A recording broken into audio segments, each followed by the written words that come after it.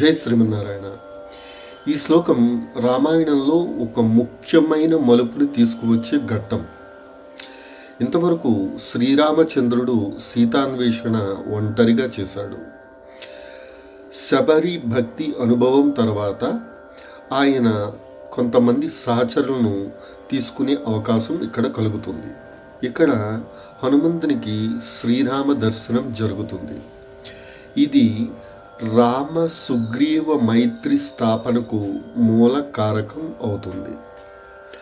ముందుగా శ్లోకాన్ని చెప్పుకొని తర్వాత ప్రతి పదానికి అర్థాన్ని సవివరంగా తెలుసుకుందాం. శబర్యా పూజిత సమ్యక్ రామో దశరథాత్మజ పంపాతీరే హనుమత సంగతో వానరేణ.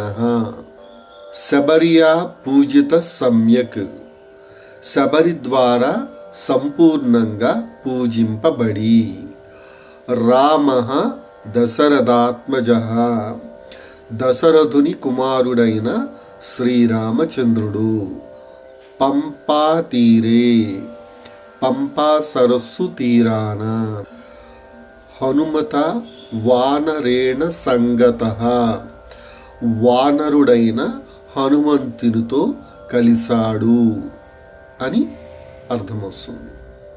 ఇది ఈ శ్లోకం, దాని భావం. జై శ్రీమన్నారాయణ.